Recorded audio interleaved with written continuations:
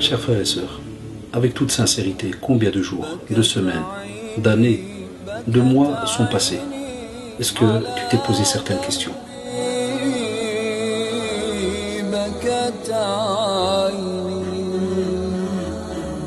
Combien d'erreurs ont été commises? Combien de péchés? T'es-tu posé la question, est-ce que tu te rappelles de ce que tu as fait durant toute cette période? Sais-tu aussi que les anges ont noté cela, qu'Allah subhanahu wa ta'ala t'a vu? Dans quel état es-tu?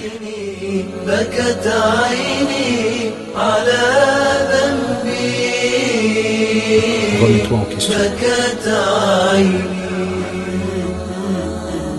Bismillah ar-Rahman ar-Rahim. Inna alhamdulillah nahmaduhu ta'ala wa nasta'inuhu wa nastaghfiruh wa na'udhu billahi min shururi anfusina wa min sayyiati a'malina man yahdihillahu fala mudilla lahu wa man yudlil fala hadiya lahu wa ashhadu an la ilaha illa Allah wahdahu la sharika lahu wa ashhadu anna Muhammadan 'abduhu wa rasuluhu wa ba'd.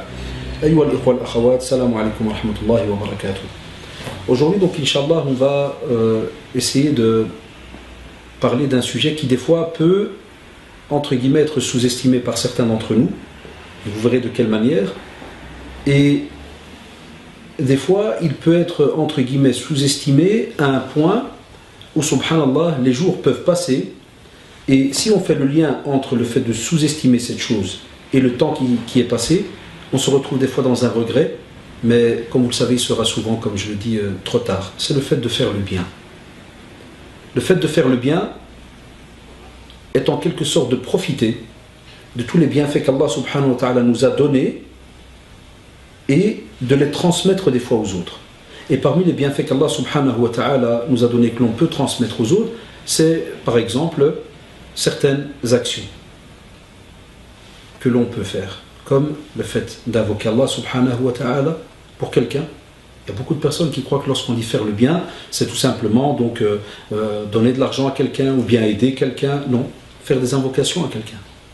Un musulman qui, subhanallah, va arriver au point où lorsqu'il va par exemple prier, se rappeler son frère ou sa soeur en islam et invoquer Allah subhanahu wa ta'ala pour eux, wallahi, ça c'est un bien immense. Parce que le prophète dans la tradition authentique nous l'a justement rappelé. Et il nous a dit que le musulman, pour le musulman, c'est comme les membres d'un corps. C'est-à-dire que si jamais un membre de ce corps va, subhanallah, se plaindre, tout le reste du corps va se plaindre. Ça, c'est le musulman vis-à-vis du musulman. Et dans un autre texte, comme vous le savez, authentique, nous parle aussi que c'est lorsqu'on a un bâtiment, par exemple, lorsqu'on a un bâtiment et que vous avez des briques, vous savez, les briques sont l'une à côté de l'autre et elles se mettent l'une à côté de l'autre parce que si jamais on en enlève une seule, vous appelez l'urbanisme, vous dites c'est plus bon. Imaginez-vous, subhanallah, vous venez et on vous dit on doit retirer 1 mètre carré de briques. N'importe quel être humain normal vous dira wallah, c'est impossible, on ne peut pas toucher à cela. Pourquoi? Tout va tomber, tout va s'écrouler. Eh bien, le musulman vis-à-vis du musulman, c'est la même chose. Un musulman a un problème, pour nous, normalement, dans la communauté, toute la communauté est touchée. Alors, lorsqu'on parle de faire le bien, on ne peut pas rester dans cette optique qui est que faire le bien, c'est tout simplement d'aller vers l'autre. C'est-à-dire une action, on court, on marche, on donne. Des fois, elle peut être, wallahi, intérieure. Et c'est pour ça qu'on a parlé de ce programme pendant le mois de Ramadan, qui est justement de se remettre en question et de voir intérieurement, est-ce que je pense aux autres? Est-ce que je pense à comment faire le bien? Et puis la deuxième partie, comme vous le savez, c'est le côté donc pratique, le fait de donner, le fait d'aller vers l'autre, d'aider, et ainsi de suite. Durant le mois de Ramadan, subhanallah,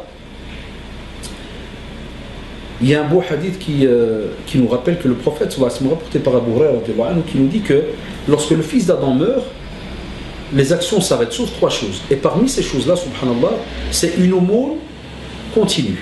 Sadaqa jariya. Ça veut dire que c'est une aumône que tu vas faire durant ta vie, et que même si tu meurs, l'aumône, elle continue. Eh bien, durant le mois de Ramadan, subhanallah, parmi les actions que vous pouvez faire et qui vont, subhanallah, vous rapporter un bénéfice immense, c'est de continuer à aider dans les mosquées. Et spécialement, pourquoi vous allez me dire, tiens, pourquoi spécialement Ramadan? Parce que la plupart et beaucoup de mosquées ont ce qu'on appelle un restaurant des jeûneurs. Alors, rappelez-vous la tradition du prophète, sallallahu alayhi wa sallam, que celui qui va aider quelqu'un à rompre le jeûne, c'est-à-dire tuer la cause de la rupture du jeûne, mais alhamdulillah d'une manière positive, c'est-à-dire le soir, au moment de la rupture, c'est toi qui lui as apporté la date, tu lui as donné de chez toi une date, de l'eau, de la soupe et autres, il te dit subhanallah, tu as le même bénéfice que celui qui a jeûné.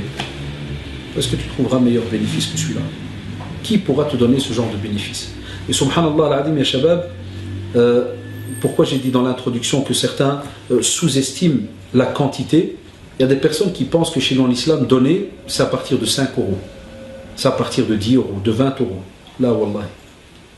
Allez, je ne vous faites pas avoir, même si tu passes dans une mosquée en journée et que wallahi, tu peux donner que 10 cents, tu as donné. Ouais, c'est sincère, tu as donné. Les anges ont noté. Et tu l'as fait avec sincérité. Et en vérité, la plupart de nos jeunes ont quelque chose en poche.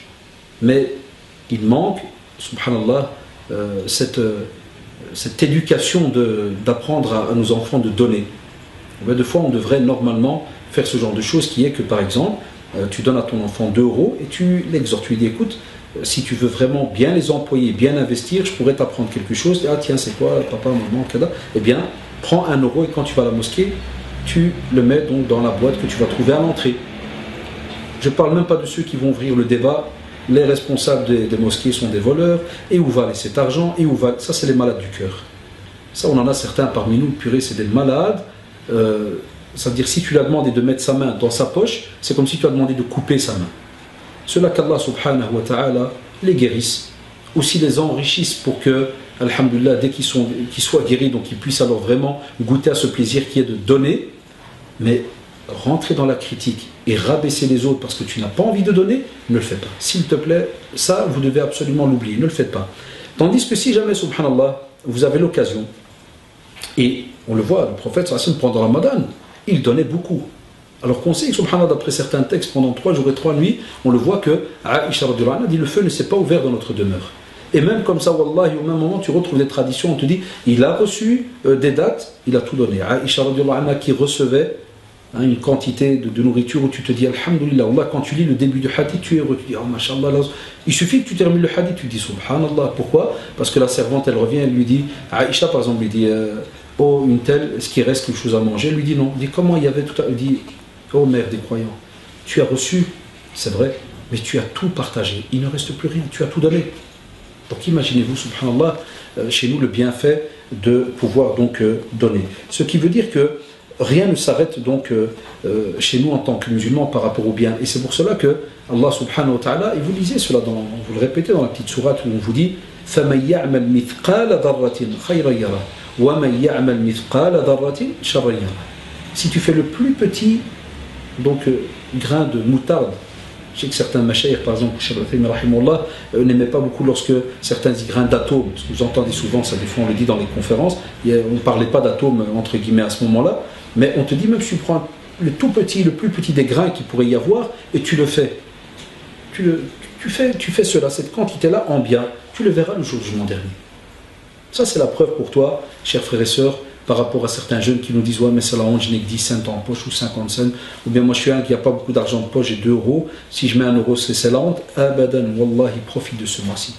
Et spécialement les jeunes, wallah, ça fait plaisir d'apprendre que pour nous ici spécialement, par exemple je parle en Belgique, et nos jeunes quand on rend visite en France et autres, cela existe dans beaucoup de mosquées. T'imagines avoir l'occasion, subhanallah, de venir à la mosquée et pour 1 euro, tu vas investir dans le repas qui va être donné dans la mosquée. Imagine-toi, tu as donné 1 euro. Et je prends par exemple sur Bruxelles, beaucoup de mosquées font minimum jusqu'à 300 repas chaque nuit. Donc 300 jeûneurs. Et toi, subhanallah, tu as eu l'équivalent de 300 jeûneurs avec un petit euro que tu as donné. Parce qu'Allah subhanahu wa ta'ala, il le dit, hein, yudha'ifu liman yasha, c'est lui qui multiplie à qui il veut. Donc toi, subhanallah, tu viens avec une petite intention, tu disant, wallah, je n'ai que ça. Et ce qui est beau, tu viens, tu dis, ya Rabbi, tu sais que si j'avais plus, wallah, j'aurais donné plus. Et tu la donnes. Ne sois jamais freiné. Ne sois jamais freiné parce que Satan, Allah, va automatiquement venir et va te dire que, justement, à quoi ça sert de donner une petite somme? Si c'est pour donner ceci, il vaut mieux ne pas donner. Et puis à les autres, et puis, abadan, n'ouvre jamais cette porte. Sache que si tu donnes, tu l'as fait pour Allah, subhanahu wa ta'ala. Et aussi, ce qui est étonnant, subhanallah, pour le musulman, c'est que c'est quelqu'un qui pense toujours aux autres. Un musulman comme il se doit, et quelqu'un, subhanallah, qui n'est jamais entre guillemets, avare de pouvoir aider l'autre, celui qui est autour de lui. Et c'est pour cela qu'on vous rappelle, même pendant le Ramadan, de vous renseigner par rapport à vos voisins, de vous renseigner par rapport à celui, vous savez, la tradition qui nous rappelle que n'est pas croyant comme il se doit, celui qui va dormir le ventre plein et son voisin le ventre vide. Et on sait très bien qu'on a des fois des voisins dans le besoin. Même les savants parlaient des non-musulmans. Même si tu as un voisin qui est non-musulman et que fait Ramadan le soir, par exemple, rien que pour l'odeur qui n'est pas spécialement fait Ramadan, et vous le savez, même pendant l'Aïd, les fatawas sont connus, tu vas et tu offres par exemple un petit peu de ton repas et tu lui expliques, tu dis voilà, vous avez remarqué, je suis venu chez vous peut-être un peu tard aujourd'hui, vous offrir ces quelques biscuits et autres, mais c'est parce que voilà, chez nous, on est en jeûne, hein. Donc ce jeûne qui a existé même au temps de notre prophète Isa alayhi salam, le carême, hein, comme eux l'appellent. Donc on a le jeûne, kama kutiba ala alladhina min qablikum. Donc le jeûne avait déjà été prescrit avant notre prophète bien-aimé Muhammad sallallahu alayhi wa sallam. Et à ce moment-là, tu leur expliques, tu dis voilà, j'ai pour vous donc ce petit cadeau, parce que chez nous en islam, on a toujours ce petit rappel, et il est sincère, alhamdoulilah. Pour Allah, on laisse une empreinte.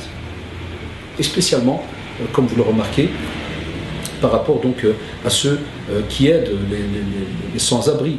Hein, il y a l'association ou les associations connues comme par exemple la Relève, il y a les fourmis, les généreuses fourmis, il y a un tas de petites associations bénévoles donc qui font un bien immense pour pouvoir, subhanallah, aider ceux qui n'ont pas de quoi donc se nourrir, et spécialement au Ramadan.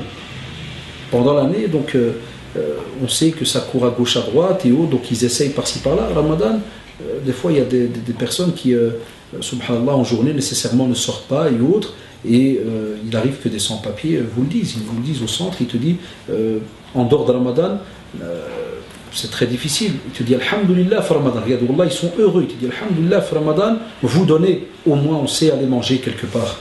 Mais vous savez très bien qu'en dehors de Ramadan, c'est foutu, non pas où aller. Et puis voilà une occasion, subhanallah, une sadaqa jariya, donc une aumône qui va continuer, qui va vous rapporter son bénéfice, rien qu'en aidant un frère ou une sœur donc en islam. Alors voilà, c'est un rappel wallahi très simple comme vous l'avez remarqué, mais je l'espère spécialement durant ce mois de Ramadan, encore une petite idée en plus pour se remettre donc en question par rapport à ces bienfaits, hein, que comme vous le savez, comme nous dit Allah subhanahu wa ta'ala, s'il fallait calculer combien Allah subhanahu wa ta'ala nous a comblé de bienfaits, wallah on ne pourrait pas les calculer. Subhanakallah wa bihamdi. أشهد أن لا إله إلا أنت أستغفرك ونتوب إليك سبحان ربك رب العزة عما يصفون وسلام على المرسلين والحمد لله رب العالمين والسلام عليكم ورحمة الله وبركاته.